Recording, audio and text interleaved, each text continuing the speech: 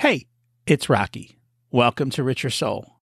Today's guest is Grant from Millennial Money, who achieved financial independence very early in life and has made it his mission to help others do the same.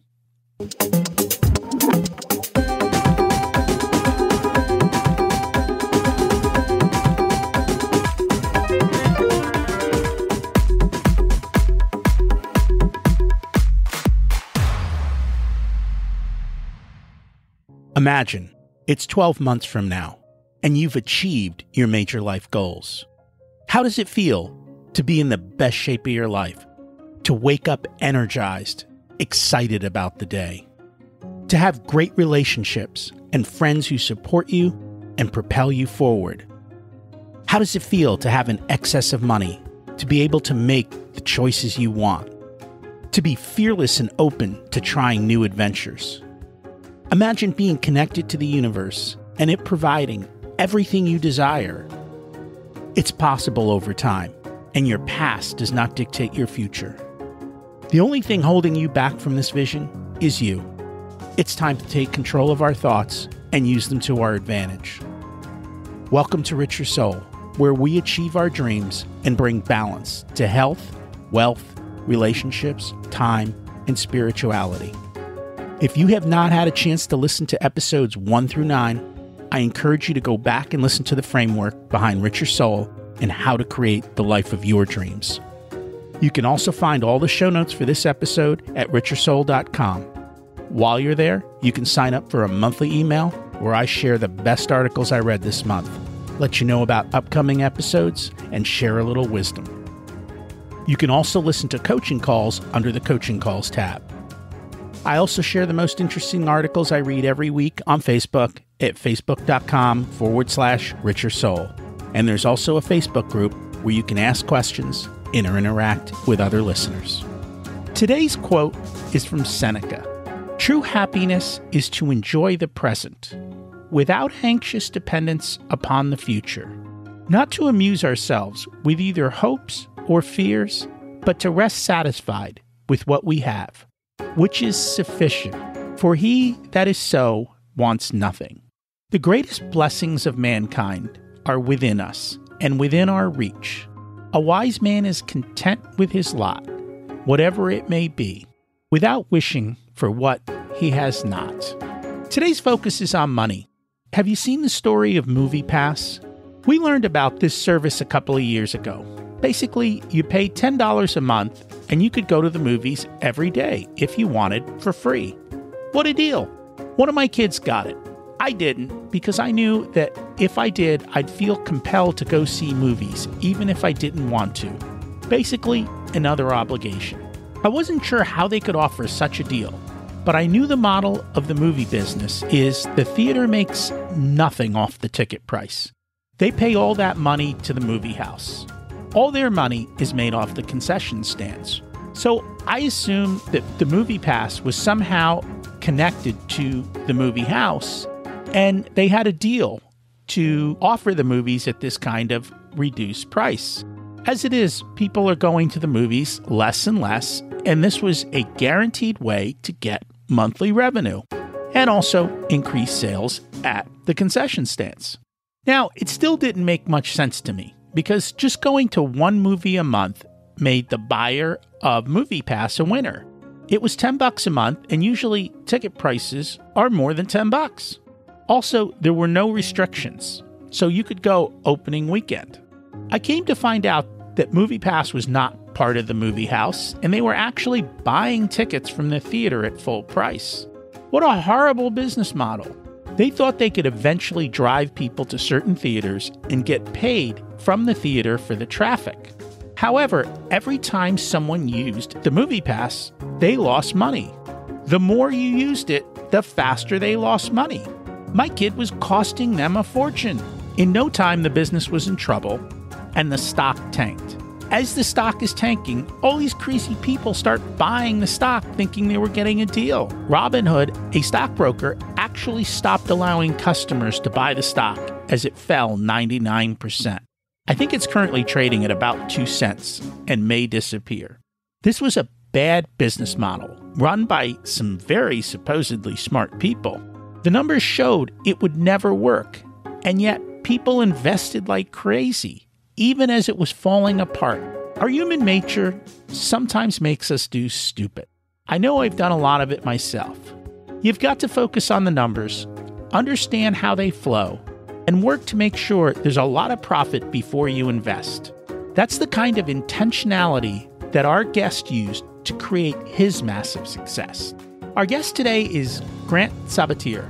He's the author of Financial Freedom and the creator of Millennial Money, which has reached over 10 million readers since 2015. Grant went from $2.26 to millionaire in 5 years, reaching financial independence at the age of 30. He writes and speaks regularly about personal finance, investing, entrepreneurship, and mindfulness, and hosts the Financial Freedom podcast. Grant has been featured in The New York Times, Wall Street Journal, Washington Post, NPR, CNBC, Vice, BuzzFeed, Yahoo Finance, Money Magazine, and many other media outlets around the globe. And today, he's here with us on Richer Soul. Let's meet our guest. Welcome to Richer Soul, Grant. It's great to have you join us today. It's great to be here. So, we always start at the beginning. What was it like when you were growing up, and how much did your family and school teach you about money? Yeah, it's a great question. My first money memory was probably when I was 4 or 5 years old. My father used to always tell me, he has these sort of sayings that he would drop occasionally when I was a kid, and I never quite understood what most of them meant. And one of them was money is freedom. And I remember this was one of my earliest memories with him telling me this.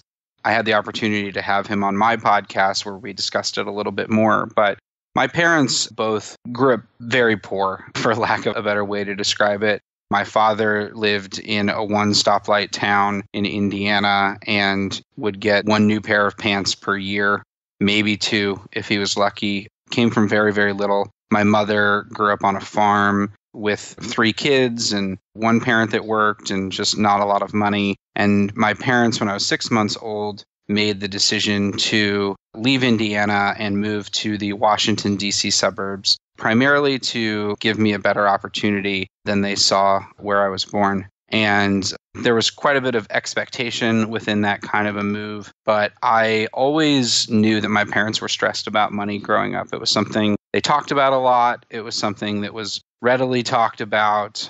Growing up in the DC suburbs, I remember on my soccer team, the kids on the team had a lot of money, but we didn't. It was very clear that there was a class difference. And yeah, it was something that I was never ashamed of or felt bad of. I knew that we didn't have a lot of money and it was just a reality. And my parents saved very diligently and consistently over time. They're both in their early 60s and they're still working, but probably will retire in the next couple of years. But I grew up around kind of lower middle class to increasingly upper middle class now.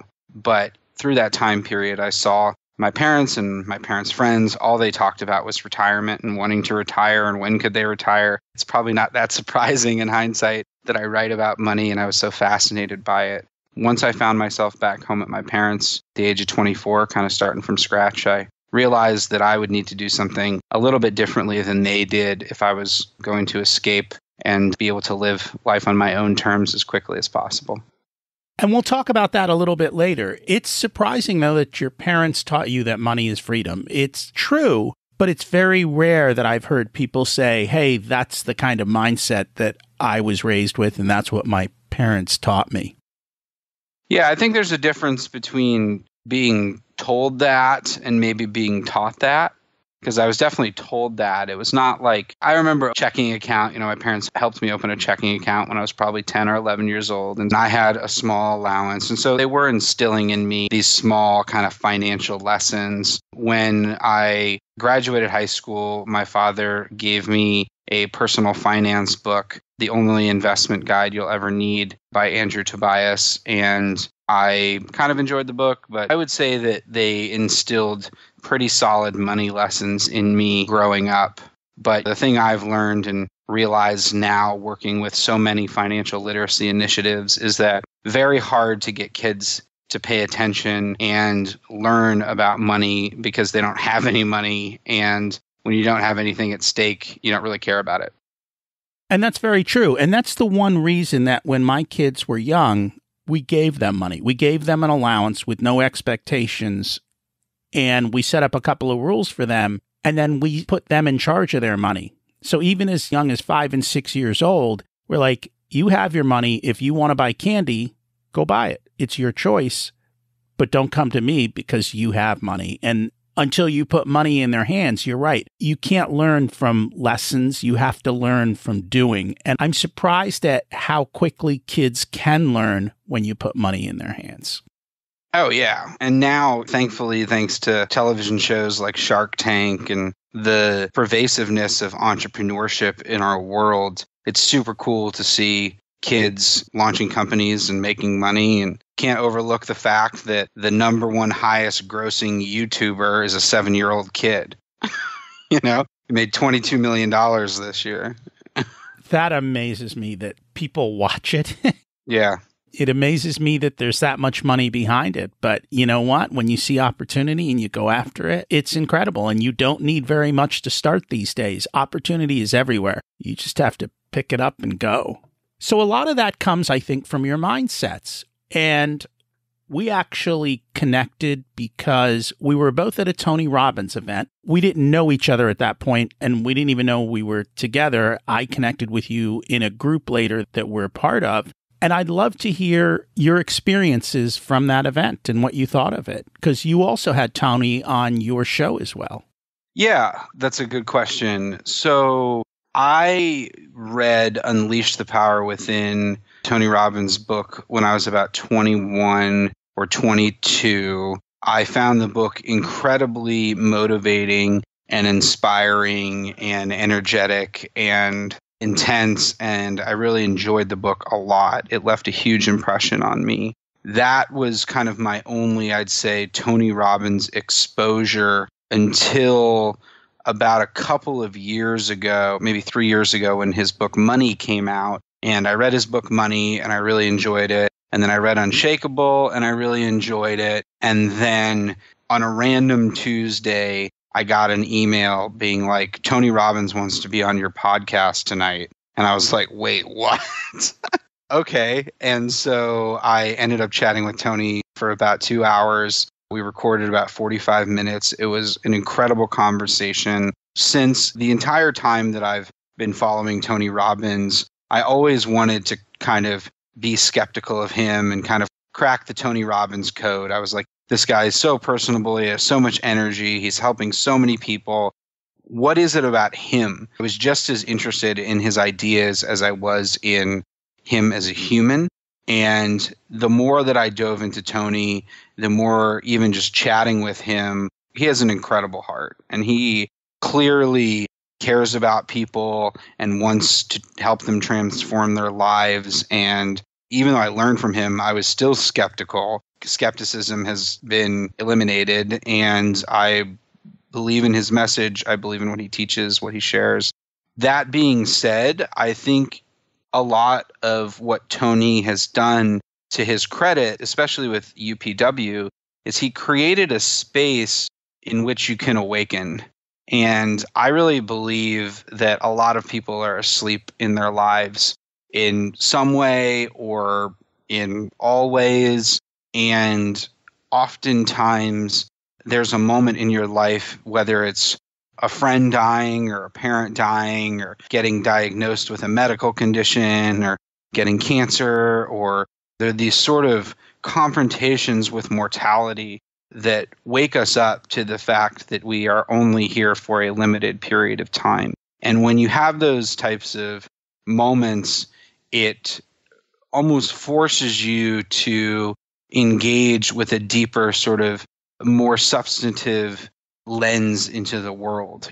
The day seems richer, relationships seem richer, food tastes richer when you're aware of your time and sort of the lightness of being. And I think Tony has done an incredible job, based on my experience at UPW, of creating a space in which you can awaken. And if you go to UPW wanting to wake up, or if you feel stuck in some area of your life, whether it's mentally, emotionally, physically, financially, spiritually, UPW is kind of a very high energy way to wake up and experience what in psychoanalysis is known as collective effervescence, which is the experiencing the energy of those around you also experiencing a similar thing, lifts you up and makes you more receptive both to information as well as this type of transformative experience. So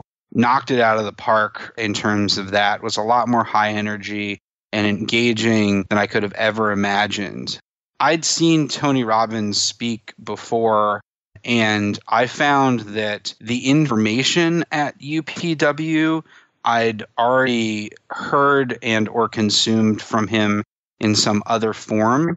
So I felt very much maybe like, I don't know if there's like a beginner, intermediate, advanced Tony Robbins, but I definitely felt like he didn't say a single thing during the weekend that I hadn't heard from him before. That doesn't mean that I didn't get value from it.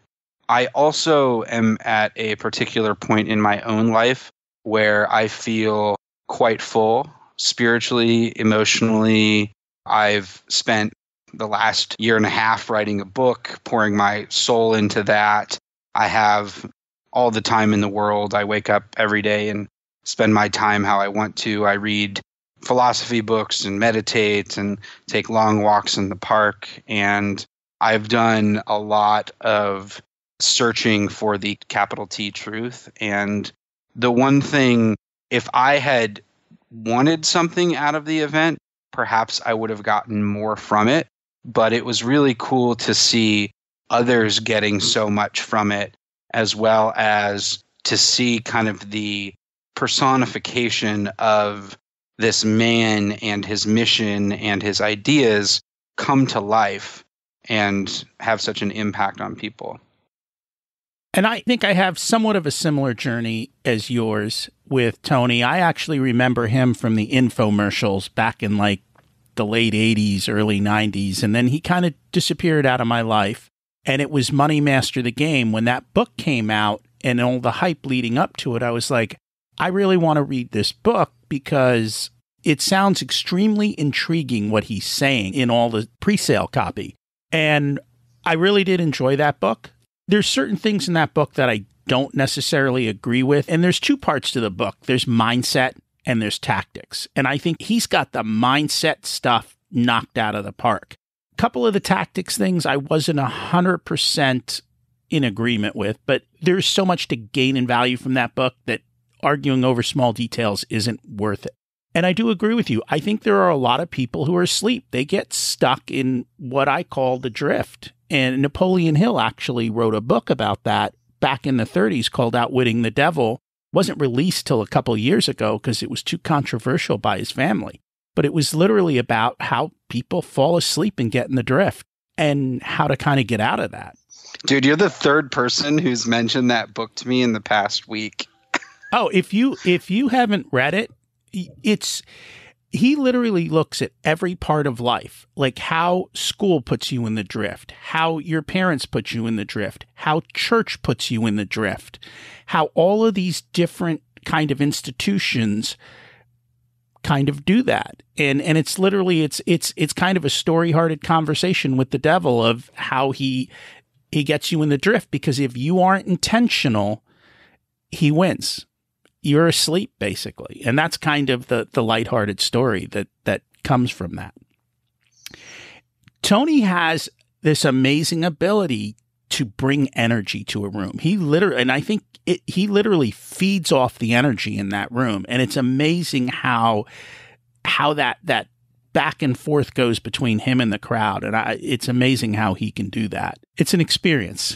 Oh, it's totally an experience. And the whole time I was like, asking myself deep in the back of my mind, could I do this? That's what I was wondering. And I was like, I could probably do it for like 2 hours. I mean, I can maintain peak energy for 2 hours, but he's like on a whole nother level. Someone told me that he wears like a body monitoring harness, that his team is watching all of his basically numbers to make sure that he's stabilized during the actual talk and all this crazy stuff. And his numbers are off the charts. Like, compared to normal human beings, he is running at such a high rate. It's incredible. Yeah, it was an experience. That's a great way to describe it. And so UPW, as you said, it is a beginner level type of an event. It is kind of his entree into his world. Beyond that, he's got a whole host of other programs that go much deeper and spend a lot more time. It isn't anything new. It's all just nicely packaged. And I think one of the things, and he talks about that story, he goes, if you think about it, if I spend an hour a week working on something, it will take me a year to get through 52 hours. And that's a long period of time, and it's not very focused, and every week we kind of start over in a sense. What he does is he takes everything and puts it into 52 hours in 4 days, and you just go. And that's what his programs do. It completely packages different things, and it's an immersion experience that you just go achieve and get done. The thing is, a lot of people walk out of there, they're all excited from that energy, and then they go home and nothing changes. Right. And that's up to the person. I mean, no one can change you but you yourself. And so you've got to kind of do it on your own. The thing that I've learned is you have to really want change, or you have to really want that thing. And that's one of those things as well. That's what, from a sustainability standpoint, clearly most of the people that are most successful, they just really want it. And you have to have that drive. You have to have your why that's unique to you. It's not outside influence. It's that internal burning desire to do something. Back to that sort of drift idea, or the being asleep, I think there's this sort of, heterogeneity that happens where people follow other people and they want to be like them. And so everyone ends up looking very similar to each other. And when you look very similar to someone else, the paradox is that you're trying to copy them in order to be successful, but then because you look like them, you don't look like yourself. And to truly take the time, I think it's so easy. And this is one of my probably biggest challenge with Tony Robbins, is the simple idea that just because you have the ability to do more, love more, make more, be more, you should do that. It reminds me of like the shark. Like a shark needs to keep moving or else it dies. I don't share that mindset or that mentality. The question of how much is enough has kind of dominates my life and has dominated my life, because I think if you're always trying to do more or be more or create more, you're always effectively chasing this external thing. And if you're chasing this external thing, there's kind of a lack of peace that comes with it. You're never kind of settled. You're never kind of rooted. You're never kind of at peace and at home with who you are.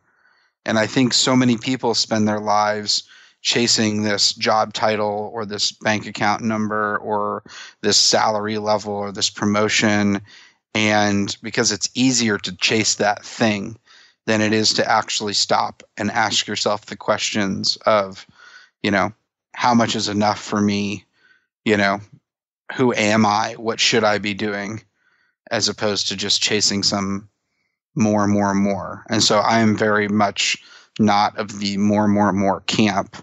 I am of the, how do we create enough peace in our life and then try to help others do the same. And I'm very much in agreement with you. I've always been, I don't know if the word is underemployed or not living up to my potential. I could have so much more.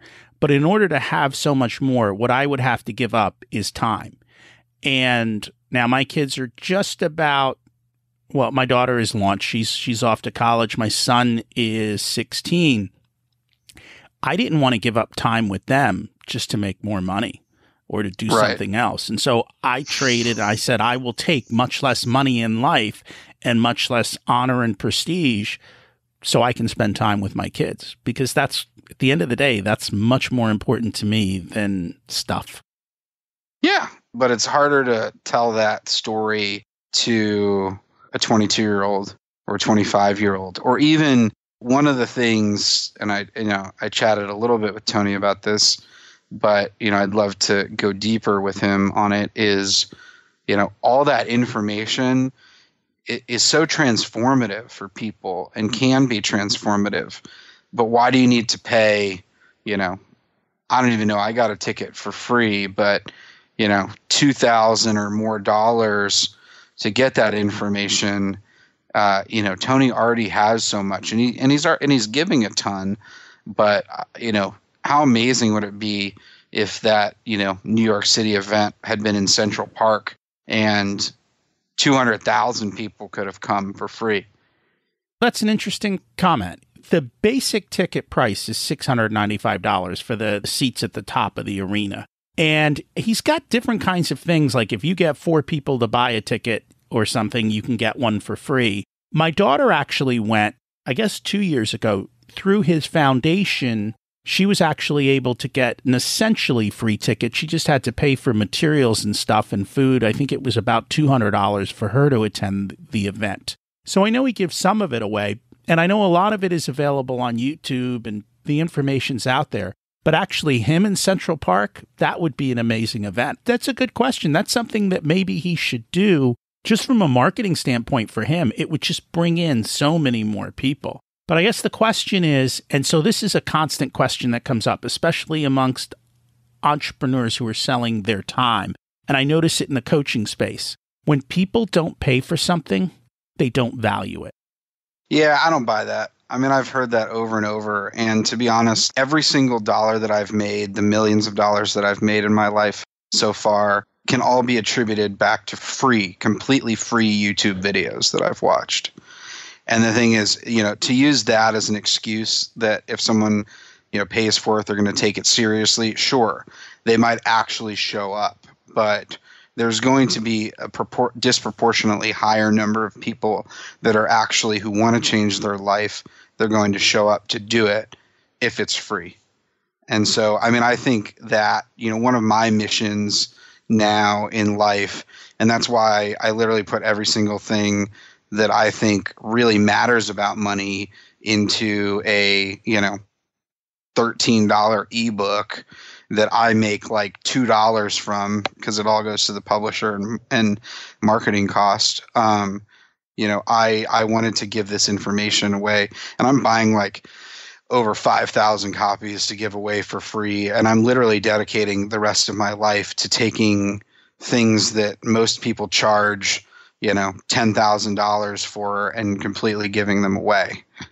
And so I really think it's almost like a moral responsibility once you've reached the level that a Tony Robbins has reached. And I mean, he probably has like $700 million or something. Maybe he's even a billionaire.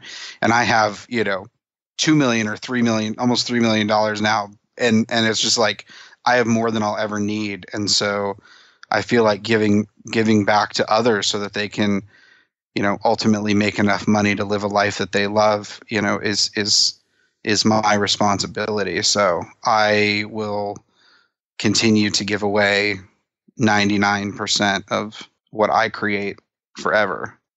And that's kind of what we do here. The podcast is sharing free information with anyone who wants to listen. I've even got coaching calls on here so people can see what it's like to be coached and take certain key takeaway points themselves and just go do it. They don't have to pay for coaching. They can listen and learn and get pretty much everything for free and just take action and do it.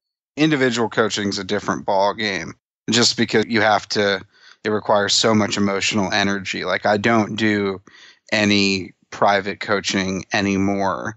I did a test last year where I had 11 different private coaching clients, and I found myself thinking about them too often, and it actually disrupted my own life quite a bit. And then, I wanted to try to have the most impact that I could with my time. And so I put out just like a simple call to action to my audience and email list, asking if anyone would be interested in private coaching. And I got almost 1,400 responses people filled out the application, and I created like a really intense application, and I was like, oof, okay, I need to figure out how to offer something more at scale. But I agree with you, like if someone's working directly with Tony Robbins, and Tony Robbins is like, he's showing up and helping Serena Williams like get out on the court at Wimbledon, I mean, that is just an insane amount of value that should be paid for. But something like a seminar or Unleash the Power Within, I'm sure it's very expensive to have an event, at the Prudential Center. And there's so many people that are employed as well. So, you couldn't quote unquote do it completely for free, but you could have it underwritten. So the cost, so maybe the people who are up front and want to be up front still pay $3,000, but there's a whole free section. So anyone who, like in a Central Park, people behind after the first 200 rows, that would be completely free. I think that would be an event to watch. I think it would be fun. I'm going to make it happen. Now it's my mission. There's your mission. I'm going to reach out to Tony, and you're going to see it. The next 2 years, Tony Robbins, Central Park. I'll be there. That'd be awesome. It's funny because you're a philosophy major, correct? Totally. Yeah. And I know today people look at liberal arts degrees and go, do they really have value? Here you are, young guy, multimillionaire with a philosophy major. And I've come to have a much higher respect, I think, for that major, because I think you start asking the questions of what is true and digging into that. And not having gone through it, I still kind of am, fuzzy as to how that all occurs. But it seems to be that philosophy really teaches you how to think. Is that correct? Oh, absolutely. I mean, I think it teaches you how to think in two different ways. I mean, the 18-year-old version of me is obviously very different than the 33-year-old version of me. But the 18-year-old version, someone who is super interested in the world, wants to think intensely, wants to think about what it means to think and to exist and to be alive and dive into all that it means to be human. And that was me at 18 years old. It was perfect. You can sit and read literally kind of the greatest minds who've ever thought and then talk about it. And that, really then becomes the language that you can then turn on yourself and use for self-exploration.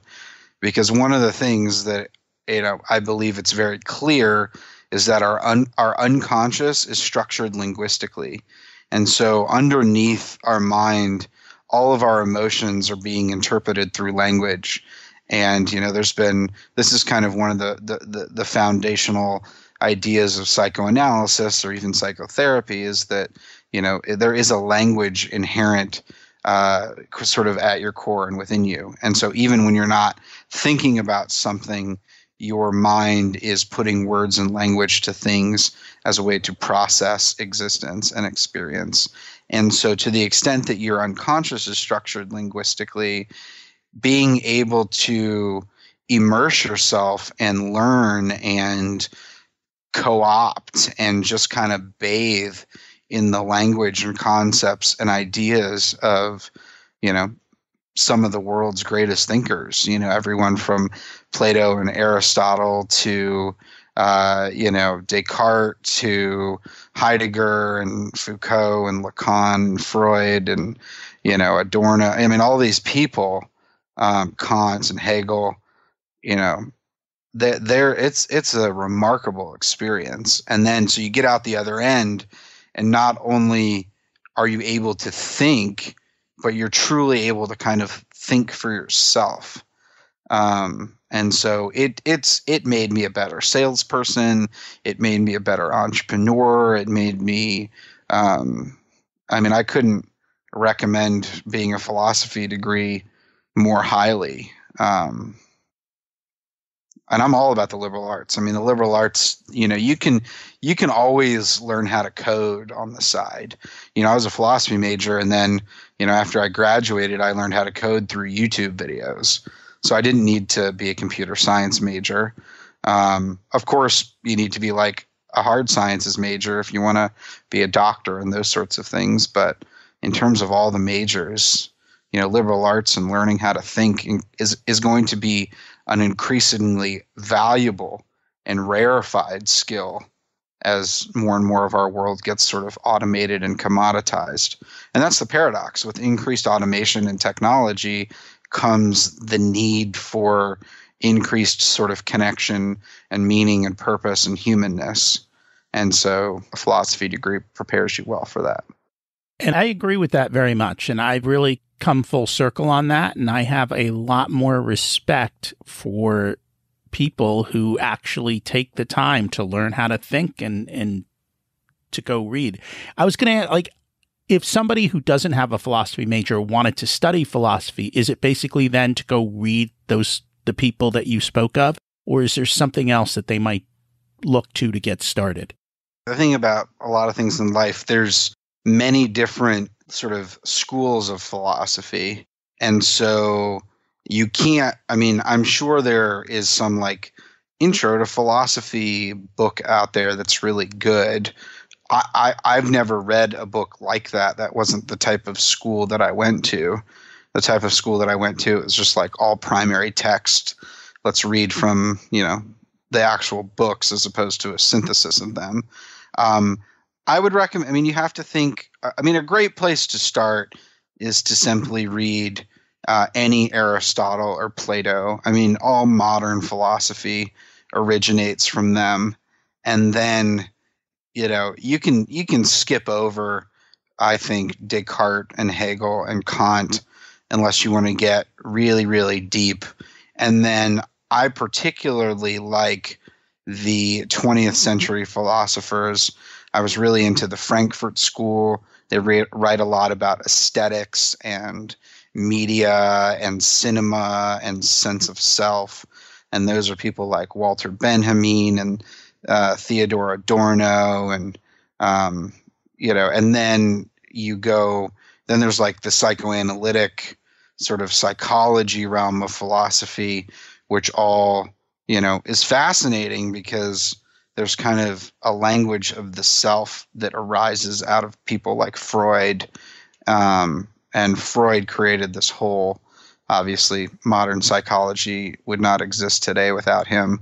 So that branched into psychology and psychoanalysis and psychotherapy. So there's all these different types of philosophy that you can read about.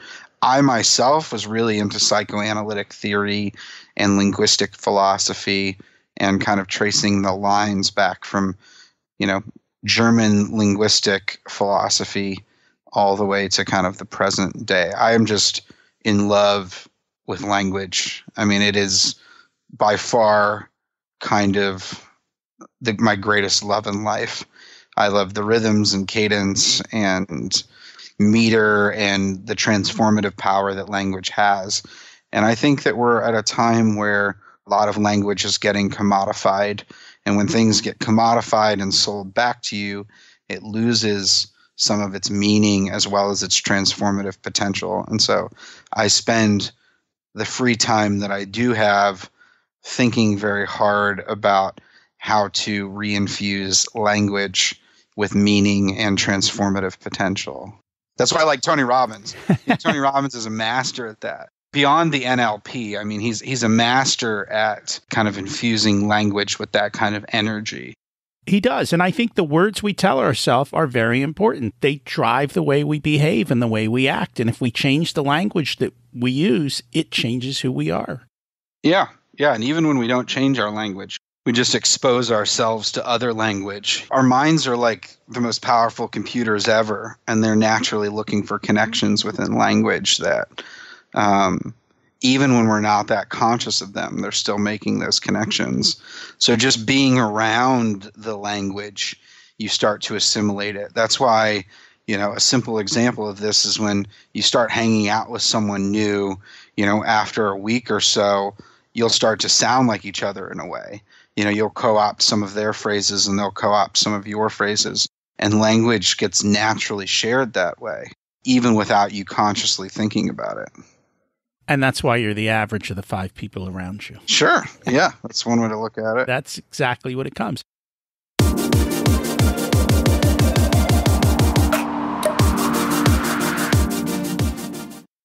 We will be back to Grant in a moment.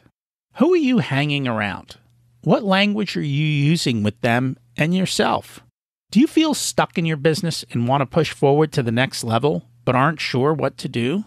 The basis is understanding where your profit is coming from and focusing on where you can match your skills with the great potential for success. Sometimes we're so close we can't see the big picture. That's where a coach helps. They create the space and the questions to help you focus on the bigger picture. Are you ready for change and want to make a big impact this year? Working with a coach like me can help you achieve your goals faster. Reach out for an intro call. See if we're a good fit. It's free and there's no obligation. Rocky@richersoul.com. Now, back to Grant's story and how he achieved success in a very quick amount of time.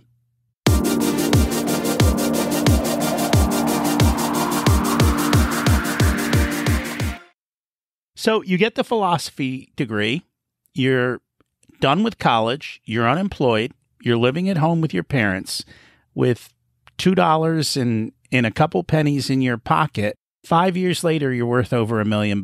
How does this happen? Through doing nothing but that. So, yeah, I was living back at home with my parents in August 2010, and I had $2.26 to my name. Being the philosophy major that I was, I had, previously bounced around 4 different jobs and been laid off twice. And, during that time period right after college to moving back home with my parents, I'd traded about, 4,700 hours of my life for about $85,000 after taxes. And, once I got to my parents, they were like, you can crash here for 3 months, but we're not going to give you a dime. And I was like, ooh, okay. I need to figure out this money thing and figure out this career thing. And I don't want to go back to working in a cube that I hated so much. I don't want to be beholden to a boss and a full-time job. I want to live life on my own terms. I'm a smart guy. I'm going to put all of my energy into thinking about money, and I'm going to crack this thing. Money is just a human invention. We are our reality. I'm going to crack this thing. And so that's what I did. I'd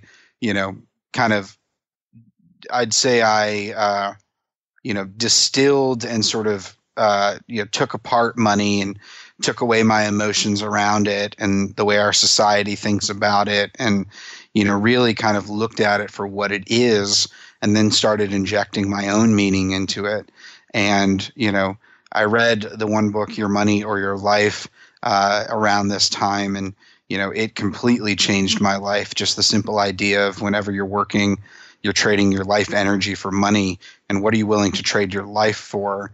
I was like, my takeaway from that was I need to figure out how to make as much money in as little time as possible. And I made it my sole mission to do so. I set 2 seemingly unrealistic goals to save $1 million and retire as quickly as possible. And I didn't know if I could do it or how I was going to do it, but I was going to try, and I was going to put my everything into that. And so, over this 5-year period, I ended up learning how to run Google AdWords campaigns for free on YouTube. I got certified through Google to run AdWord campaigns, and I got a job at a digital marketing agency making $50,000. By the end of that first year, with side hustles, I started building websites for law firms and realtors and buying and selling Volkswagen campers and working with a moving company and writing white papers and watching my neighbor's cat, all these crazy things. And by the end of that first year, I'd made over $300,000, and I'd invested 82% of that money and lived off the rest. And I lived in a really crappy apartment. I drove a really, really crappy car. My apartment was so crappy that my wife, then girlfriend, wouldn't even come over to hang out with me. I was off to the races. I launched 2 companies. of my own after that. I continued side hustling, all while investing as much as I could. And yeah, during that period, I never made, more than $350,000 after taxes. But, I invested such a high percentage of my money in index funds and individual stocks and kept my expenses extremely low. And I also realized that nothing that I was doing would have to last forever, that savings to me became an opportunity, not a sacrifice. And I calculated at one point that every $100 that I was saving, I was buying at least 2 days of freedom in the future. And I started viewing money not as money, but in units of time. And once I made that transition from looking at money as money into units of time, I started really making a lot more. And it took me 5 years, 3 months, and 6 days to go from $2.26 to $1.25 million saved and invested, which was the amount of money that I determined I could live off without adding to it for the rest of my life. That's an incredible story. And I know that I think when you were doing this, it was kind of during a time of change in the sense that websites were becoming more and more popular and Google AdWords and people were spending money and it wasn't something that people knew about. So it was easy to become an expert quickly if you put the time and the effort into it. I guess the question is your path duplicatable? Right? Can someone else do this? And you've got a book coming out that says it is, right? It's Financial Freedom, a proven path to all the money you will ever need. Is your experience something that anyone could do? Absolutely. So first off, during this period, I read at least 350 personal finance, entrepreneurship, and investing books. When I wasn't working, I was reading, and I learned a ton from those books too. And one of the things I realized, and the number one question I get is, to your point, how did you actually do it? And how can I do it too? And so I wrote this book, and 90% of it is exactly what I did. And the other 10% is things that I would have done differently, or that things that you can do no matter where you're at to do what I did, but in a more accessible way. And so there's things that I learned after I went through this process that would have made it easier for me, that would make it easier for everyone. So while my story is particularly driven by making money online, I think most people have that opportunity, but I didn't want to, for example, in the book, limit it to just making money online. I firmly believe that if you are making at least $60,000 to $70,000 in your full-time job, you can retire in 10 years or less. And I think 5 years, like I did, is going to be easier for some people to do, and harder for some people to do. The only way I could do it was by working 80 plus hours a week nonstop for 5 years. I probably, in hindsight, would have spent a couple extra years working towards it and not worked so hard. But it really depends on where you're starting from today.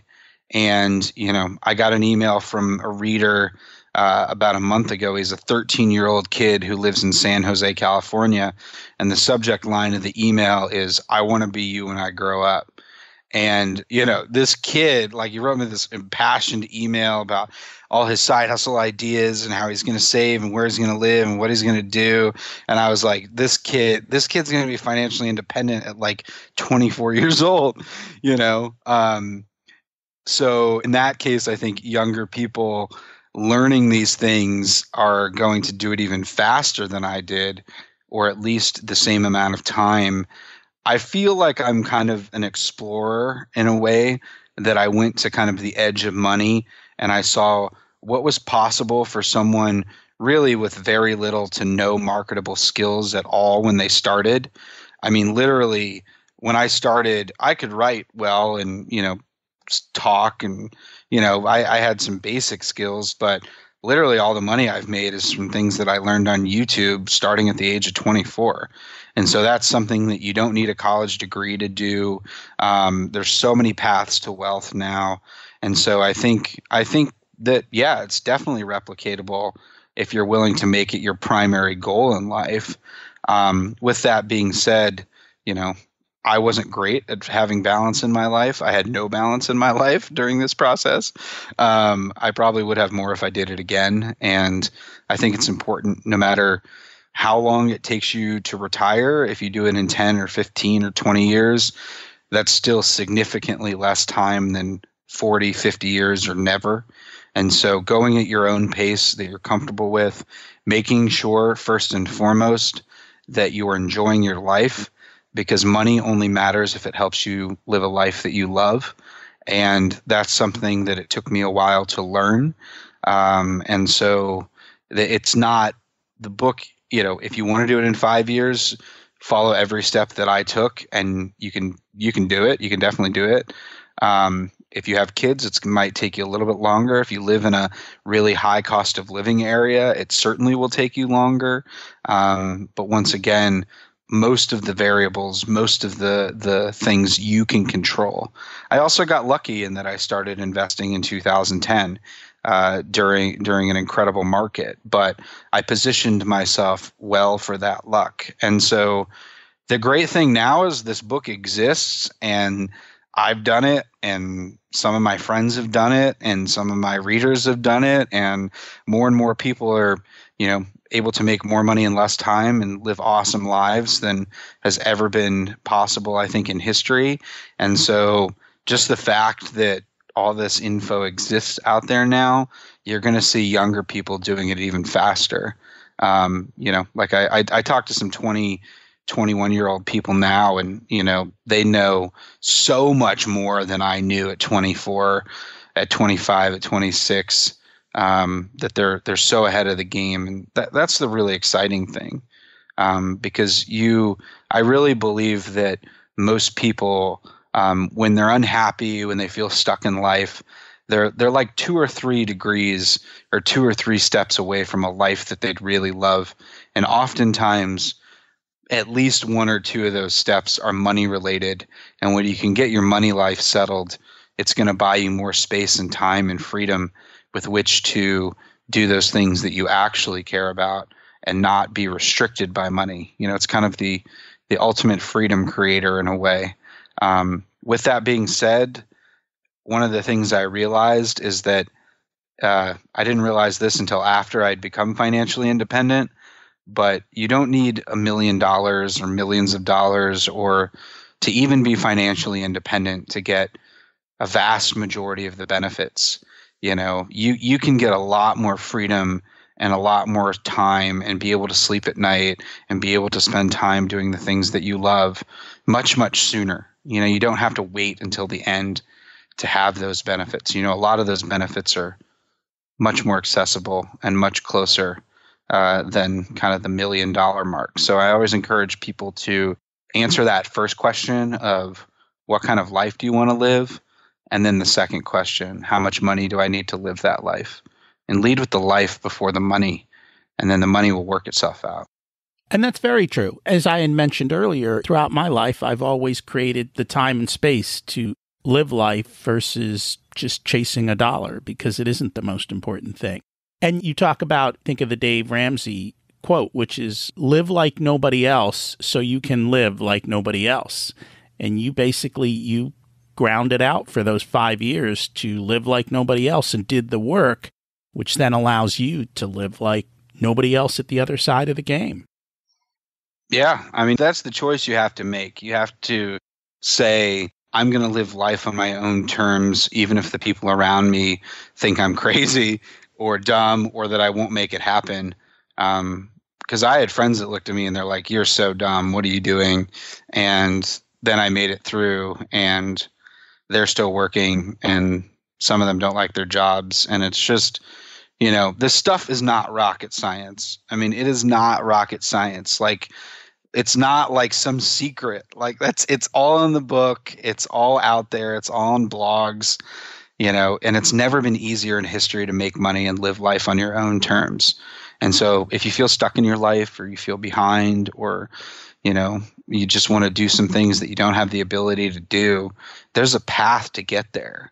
It's not some secret thing.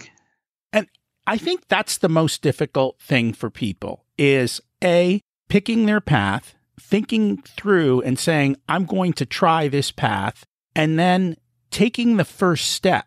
I find in my life, taking the first step has always been so much harder than taking the next 99. It's kind of, for me, that's always been the hard part, getting started.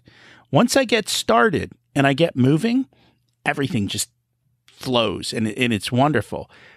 And I notice for a lot of people, I think it's just the fear, or maybe it's fear of failure or fear of whatever, of just getting through that first step and starting on that journey. Yeah, inertia is a powerful thing. An object in motion stays in motion. So that is a big part of it. So as you go through the book, you're telling your story, and then do you also have then step-by-steps of how people can do it? In other words, are you saying, this is how I specifically did it, or is it more, this is the general principle that I used at this point, and here's how I applied the principle? Oh, man, it's like a scalable strategy that anyone, no matter where you're at in your financial journey, you're going to get value from it, and it's going to help you make more money in less time. So the book opens up with my story and kind of how I did it, and then I unpack all the steps so that anyone can follow. And, there's 7 levels of financial freedom in the book, and I talk about really how you can get to each level as quickly as possible. And so when you say there's 7 levels, are you talking kind of like milestones where you have your basic security along those lines? Is that what you're referring to? Yeah, absolutely. So level 6 of the 7 levels is financial independence, when you have enough money to last for the rest of your life. But you don't want to jump there, and you don't want to set that as your only goal. And so the first one is just getting clarity on where you're at, just being open and honest with yourself. The second one is, how can you get to self-sufficiency? If you're living with someone else, or they're paying your bills, or your parents are paying your bills, or you're not living on your own, that's level 2. Because once you're able to live on your own, you can take a little bit of a deeper breath. And then level 3 is when you have 6 months of expenses saved. I call it when you've got a little breathing room. And if your boss fires you, or something happens and you need some money, you've got enough saved, you're not living paycheck to paycheck. And then escalates into having 2 years of expenses and then reaching financial independence. And one of the things is, if you can get to even the level where you have 2 years of expenses saved, you've just bought yourself so much freedom with which to, if you don't like your job, find another one. If you want to take some time off, you can do that. There's kind of just increasing levels of freedom that you can get to before financial independence. And then in the book, there's the central idea that money is infinite, but time is not. So the entire book is designed around helping you make the most of your time. And it's not one of these like productivity journals or anything like that. It's the simple idea that the relationship between money and time doesn't have to be linear. And one of the biggest barriers holding a lot of people back is they think that time is money. We're told that our whole lives. Time is money, money is time. But in fact, money is not time and time is not money. That's like a mistake to think that that's true.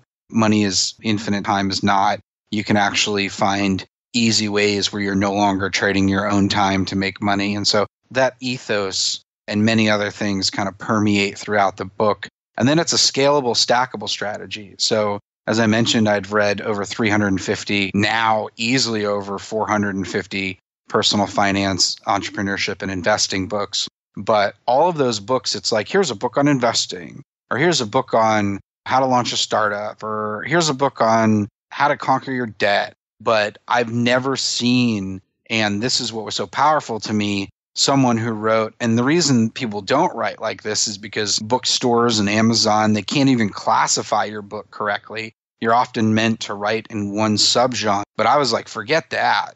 And I'm going to write a book that's equal parts personal finance, entrepreneurship, and investing. And it's really the more holistic approach that gives you the power. Like I said, I've read so many books on money, and this is unlike any book that I've read simply from the fact that it's combining all three of those things into one.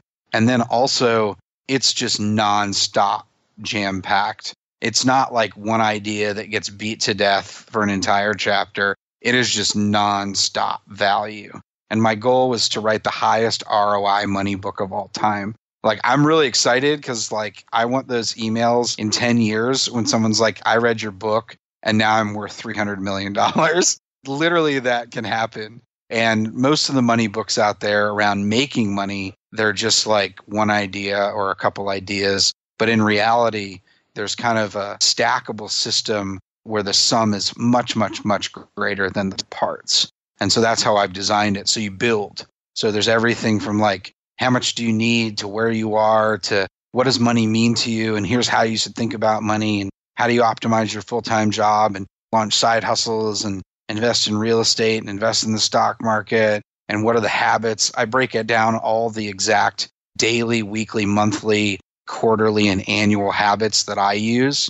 Every one, how I track them in the book, in the investing chapter. I have every single investment, every single dollar that I made all tracked so you can see what I did with it and where it went and what I invested in and how it grew and how my savings rate changed and how I calculated that every $100 I was saving would buy me 2 days of freedom. And then on top of that, I created 12 calculators. So when you get the book, you have access to these 12 calculators where almost every chapter has a calculator meant to design to help you do your own calculations as you move forward. It's an intense book, man, but it's good, man. It'll really help accelerate you no matter where you're at. I mean, it's designed to do that.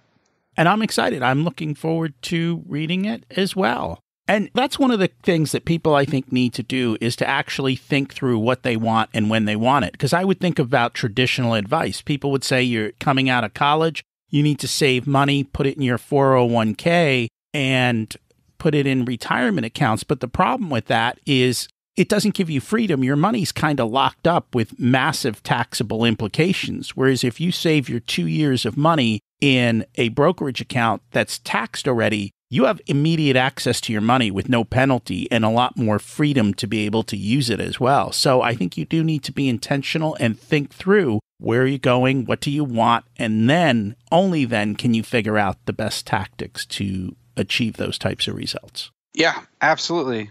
And the whole idea is like, none of this is forever. So you can be really hardcore for a year and then another year, take it a little bit slower. And man, I'm really excited. I'm really excited for everyone to read it. And it's actually possible. You really can have all the money you'll ever need. And that's a big statement. And I'm excited to look forward to reading it and implementing some of the ideas. Is there anything that we should have talked about today that we haven't covered?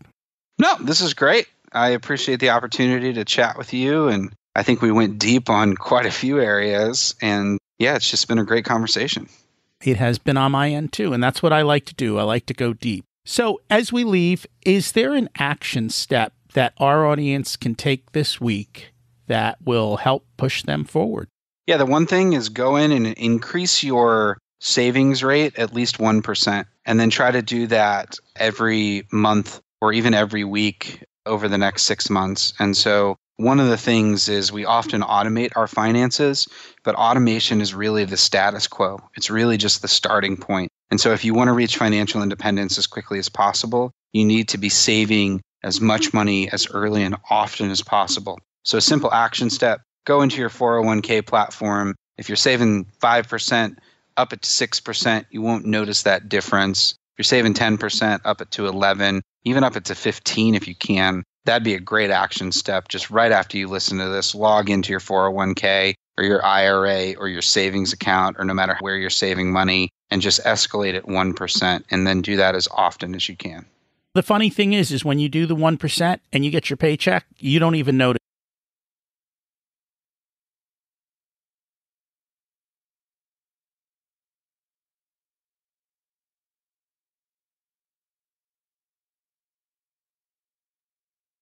People would like to learn more about you, connect, find the book. What's the best place for people to look you up? Yeah, check out financialfreedombook.com, financialfreedombook.com. On Amazon, you can search for Financial Freedom and just look for that super blue book written by me, really bright blue book, Financial Freedom. You can also check me out at millennialmoney.com, or at Millennial Money on Twitter, or at Financial Freedom on Instagram. Those are the best places to reach me. And thank you. And I encourage people to check out your work and begin their path to financial freedom so that they can enjoy living life on their terms. Wow, what an exciting interview. Grant figured out his money story. He spent 5 years grinding it out, and now he has enough for a lifetime of living. He's also clear on his purpose and has the freedom to enjoy life on his terms. That's what we should all be striving for. His book just released today, and for a few dollars, you can learn his secrets. I know I plan on reading it to learn more. What about you? Are you part of a mastermind? Do you have a coach that can help you achieve success? Do you have a plan in place? This week's action step was to keep upping your savings rate constantly. The faster you do that, the faster you achieve freedom, like Grant did. There's no easy path to success, and those who achieve wealth quickly without work tend to lose it quickly as well. It's a step-by-step process, and through it, you change and grow as well. If you're still listening, you must have liked the episode. So please share it with a few friends, and if you get a chance, leave a review. I'd appreciate that. You can also connect with me on Facebook. There is both a page and a group for Richer Soul. What's preventing you from moving forward, and who are you putting on your team to help build the life you deserve? Taking no action creates a far worse outcome in life than trying something and failing. You can always get me at rocky@richersoul.com. I'd love to hear how you're doing and how the information I've shared has helped. Thanks for listening. Have an abundant week.